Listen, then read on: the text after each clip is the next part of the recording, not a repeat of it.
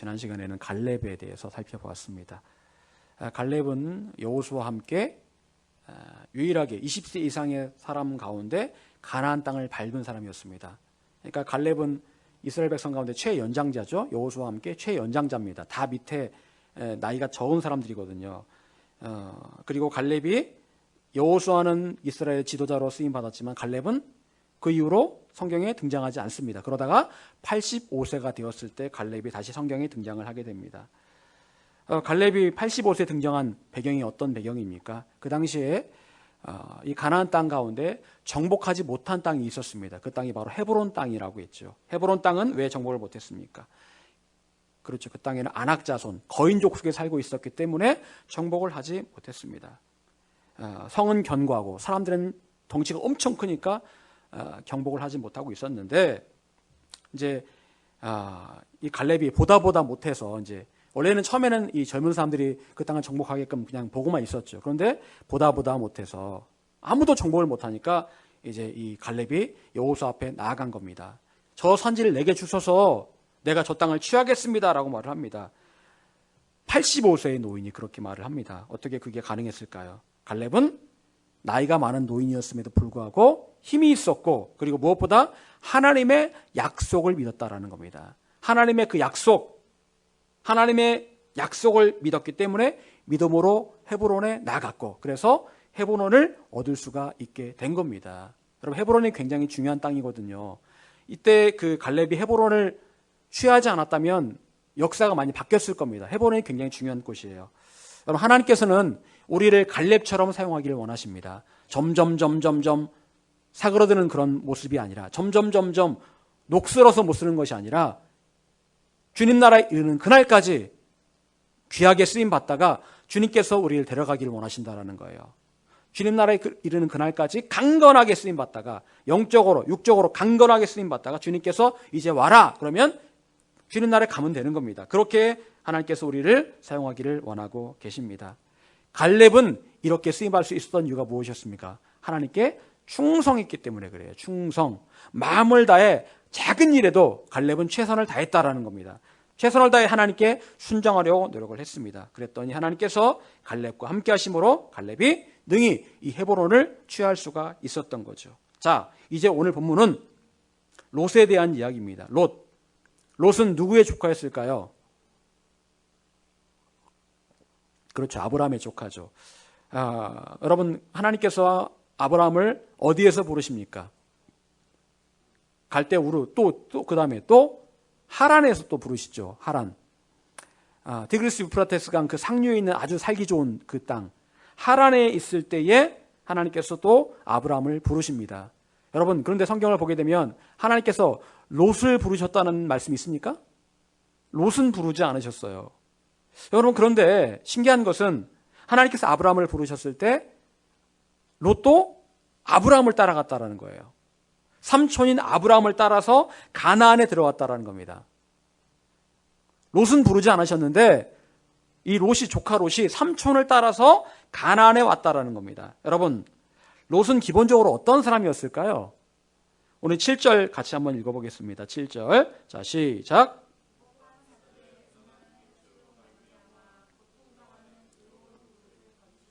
자, 이 말씀을 보게 되면 롯에 대한 형용사가 나오는데 어떤 롯이라고요? 의로운 롯. 롯은 어떤 사람이었다고요? 의로운 사람이었다라는 겁니다. 성경은요, 롯이 의로운 사람이었음을 말씀하고 있어요. 여러분, 의는 누구의 기준에서 의입니까? 하나님의 기준에서 의예요. 우리가 생각할 때 착한 일하면 의, 나쁜 일하면 불의, 이게 아니고요. 하나님께서 보실 때 의의 개념이 다르다라는 거죠. 즉, 롯은 하나님을 알고 있었고 하나님께서 보시기에 의로운 사람이었다라는 겁니다.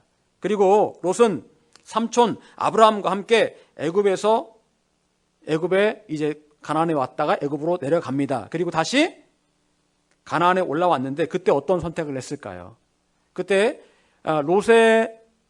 롯에게도 가축들이 있었고 아브라함에게도 가축들이 있었습니다. 그런데 가축이 너무 많다 보니까 좁은 한 지역에서 가축을 다 치기가 너무 어려운 거예요. 그래서 롯의 목자와 아브라함의 목자가 다툽니다. 왜 여기까지 와서 이거를 가축들을 먹이느냐, 이제 서로 다툰 거예요. 그러다 보니까 아브라함이 말합니다. 야, 롯아, 우리가 함께 있는 것이 이렇게 좀 안 좋으니까 네가 가고자 하는 곳으로 가라. 서로 우리 나눠서 갈라져서 우리 가축을 치자라고 말을 합니다. 그때 롯은 자기의 눈에 보기에 좋아 보이는 소알 땅으로 갑니다. 소알 땅에는 왜? 물이 많았기 때문에 그곳에 갔지요. 물이 많으면 풀이 많습니다. 물이 많으면 가축 물 먹이가 좋습니다. 그래서 이 롯이 소알 땅으로 가게 되고 그때부터 삼촌 아브라함과 조카 롯은 서로 갈라지게 되었다라는 거죠. 여러분이 생각하기에 롯은 의인입니까? 의인이 아닙니까? 여러분 생각해요. 아브라함은 의인인 것 같아요. 근데 롯은 의인일까? 잘 모르겠죠. 여러분, 분명히 성경은요, 롯은 의인이다라고 말씀하고 있습니다. 하나님께서 이 소돔 고모라를 심판하시기 전에 천사들을 보내시죠. 소돔 땅에 천사를 보내십니다. 그때 롯이 어떻게 했을까요? 천사들을 영접하고 천사들을 보호하기 위해서 힘을 씁니다. 즉, 어쨌든 롯은 하나님을 두려워하는 그런 사람이었어요. 하지만 롯의 삶의 결과는 어땠을까요? 여러분, 롯은 어떻게 결론적으로 어떤 인생을 살았습니까? 롯은 불행했습니다. 한마디로 불행한 삶을 살았어요. 롯은 살기 좋은 소돔으로 향했다가 소돔에서 자기의 모든 소유를 버리고 도망쳐 나왔습니다. 그리고 중간에 자기의 아내는 소금기둥이 되어버렸습니다. 지금도 그 땅에 가면 롯의 아내라는 그 소금기둥이 있다고 그러죠. 그리고 두 딸과 함께 나왔는데 두 딸이 아버지와 동침을 함으로 아들을 낳습니다. 그게 암몬과 모압이 되었다라는 거죠. 천륜을 거스리는 행동을 했습니다. 이렇게 부도덕한 일을 행하는 그런 딸의 관계가 완전히 깨어져 버렸겠죠. 그런 일이 있었고요. 나름 이렇게 의인으로 인정받던 그런 롯이 어쩌다가 이렇게 비참하고 불행한 삶을 살 수밖에 없었다라는 거죠. 여러분, 많은 크리스찬 가운데 이런 사람들이 있습니다. 나름 믿음 생활 잘했던 그런 사람들이었는데 어느 순간 불행해지고 비참해진 경우가 얼마나 많은지 모릅니다. 어떤 목사님은 한때는 정말 좋은 목사님이었어요. 그래서 목사님이 기도하면 병자가 낫고 귀신이 떠나가고 많은 성도들이 몰려와서 교회가 엄청 부흥하고 그랬던 목사님들이 있습니다. 그런데 어느 순간부터 점점 타락하기 시작하더니 돈을 좋아하고 명예를 좋아하고 얼굴이 변하더라는 거예요. 옛날에는 얼굴이 참 인자한 얼굴이었는데 근데 어느 순간인가 보니까 얼굴이 표독스러운 얼굴로 변해 있더라는 거예요. 여러분, 사무엘상을 보게 되면 엘리 제사장이 나옵니다. 엘리는 어떻게 죽었을까요? 의자에서 넘어져서 목이 부러져 죽었습니다. 그리고 그 당시 엘리의 모습을 성경은 표현하기를 비둔했다, 살쪘다라고 표현을 하고 있습니다. 살찐 엘리가 의자에서 넘어짐으로 목이 부러져 죽었다라고. 제사장이었거든요. 여러분, 엘리의 두 아들의 이름이 뭡니까? 홈리와 비느하스죠. 너무나 유명한 사람들이에요. 왜 유명하냐면 너무 타락해가지고 이 두 사람도 아버지를 따라서 제사장이 되었거든요. 그런데 이 홈리와 비느하스는 그야말로 요즘 말로 개망난이었습니다. 제사장이었지만 개망난이었어요. 그래서 두 아들도 비참하게 전쟁터에서 죽고 말았습니다. 그리고 이 엘리도 하나님 법궤를 전쟁터로 들고 나가겠다고 했습니다. 그리고 법궤가 블레셋 사람들에게 빼앗겼다라는 말 들었을 때 충격을 받고 의자에서 넘어져 목이 부러져 죽고 말았다라는 거죠. 지금으로 말하자면 엘리 제사장은 큰 교회의 목사님이었을 겁니다. 그런데 그런 분이 그만 이렇게 비참하게 죽고 말았다라는 거죠. 여러분, 원래 엘리는 어땠을까요? 원래 엘리는 하나님의 음성을 듣는 사람이었어요.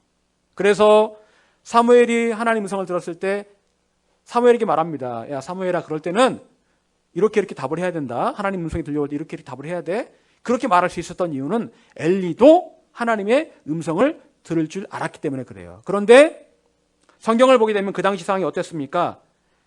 하나님의 말씀이 희귀했다라고 말씀하고 있어요. 즉, 그 당시에 엘리가 타락한 나머지 하나님의 음성을 듣지 못했고 하나님 음성 듣는 사람도 그 땅에는 거의 없었다라는 거예요.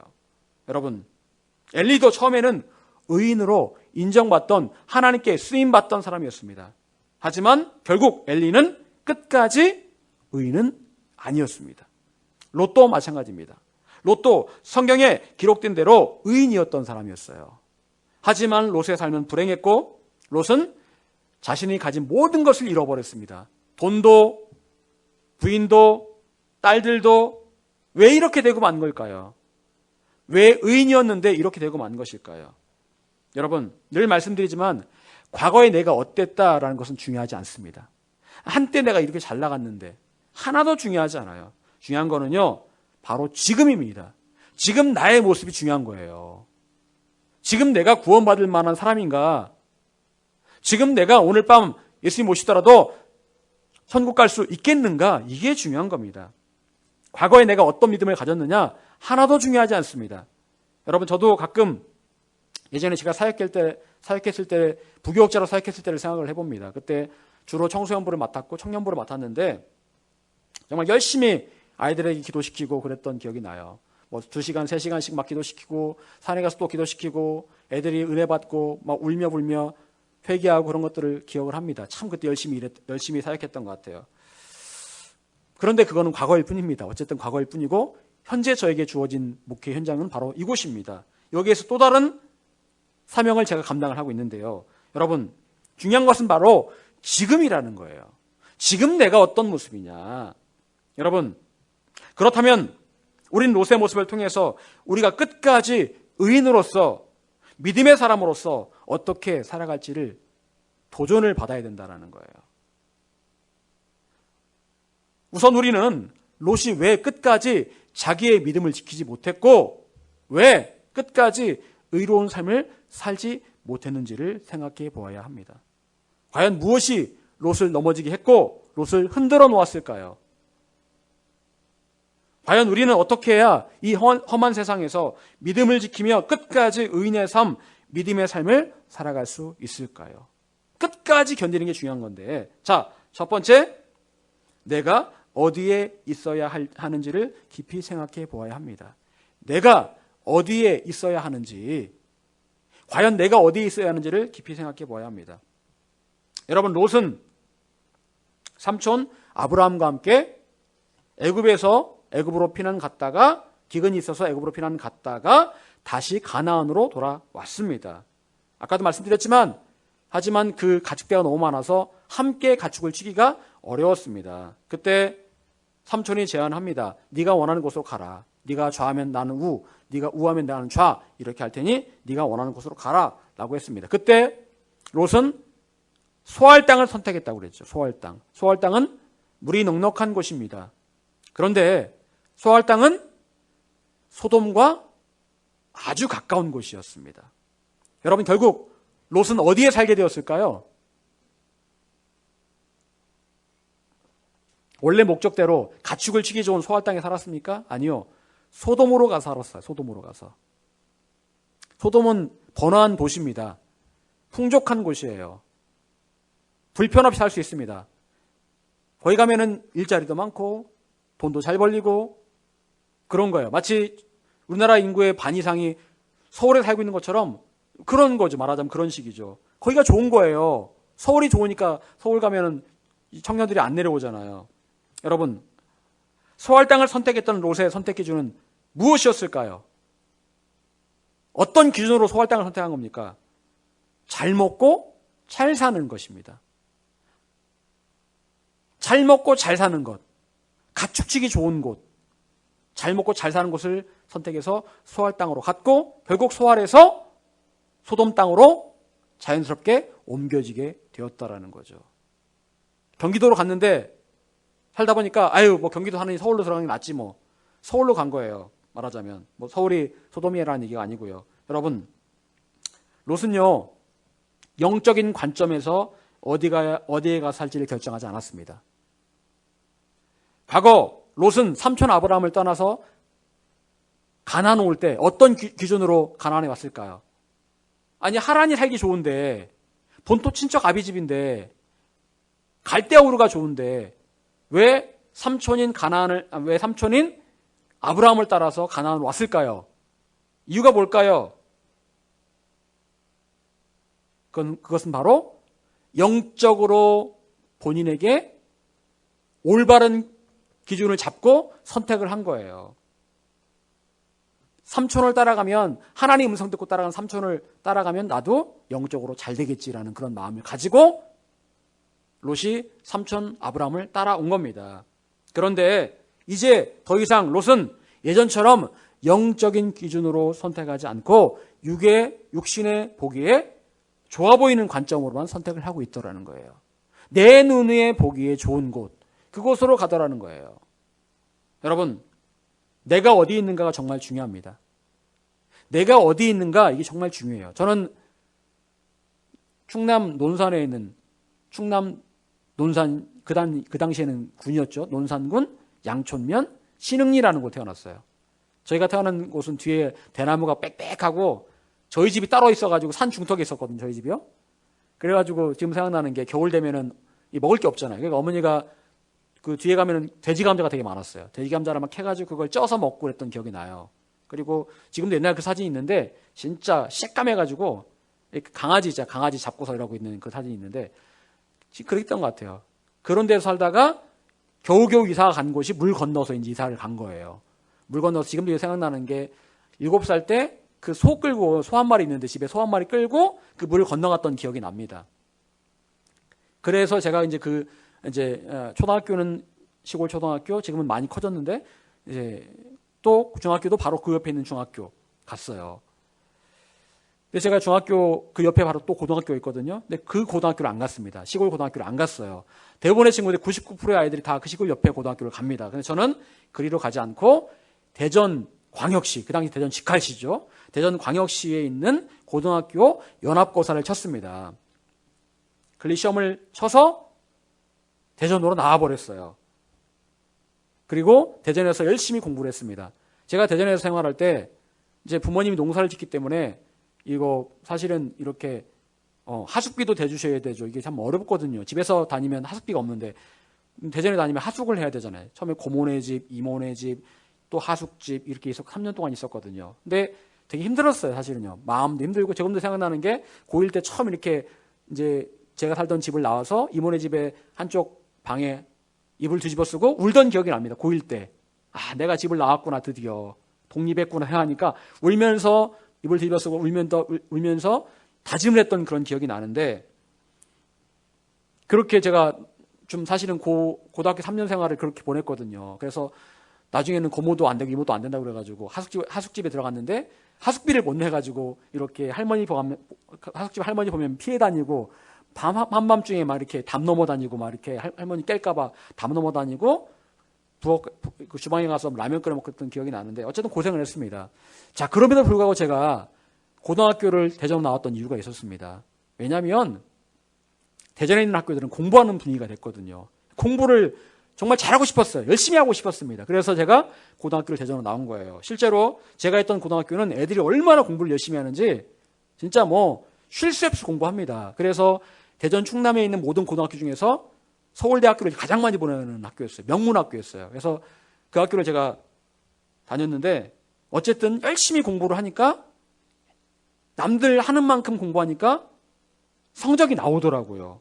그때 제가 중학교 때 같이 있던 친구가 있었는데 그 친구는 수학을 굉장히 잘했던 친구예요. 전교 1등을 늘 했던 친구고 그랬던 친구인데 그 친구는 안 갔습니다.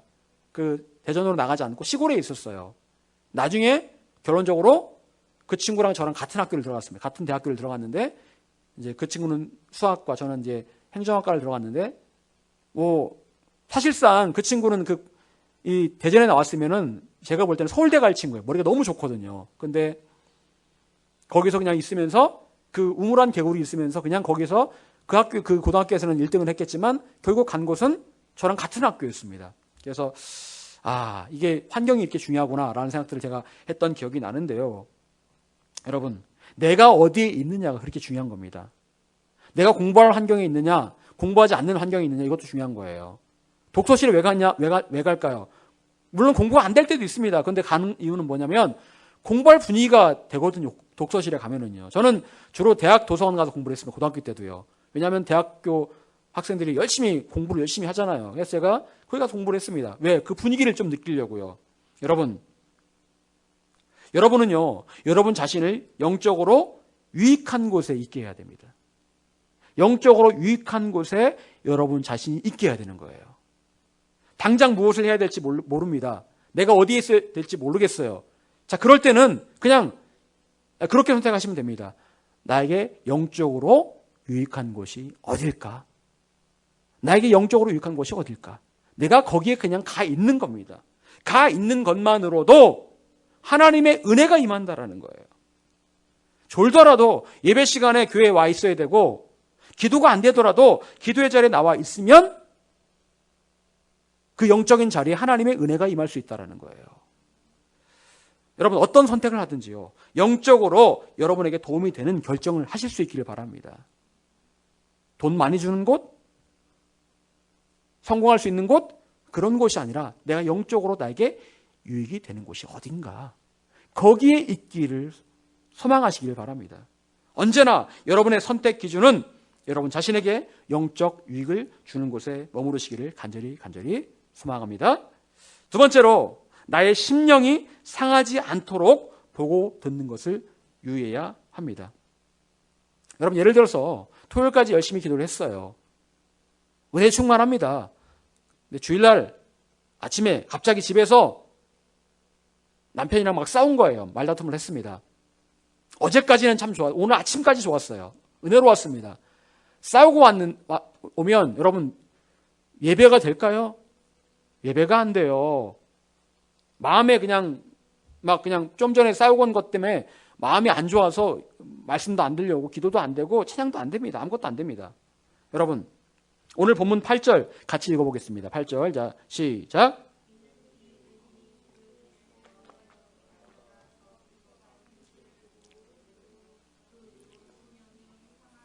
아멘. 굉장히 중요한 말씀이죠. 여러분, 왜 이 의인 롯이 왜 심령이 상했을까요? 심령이 상했다, 고문받다, 고통을 받는다라는 말입니다.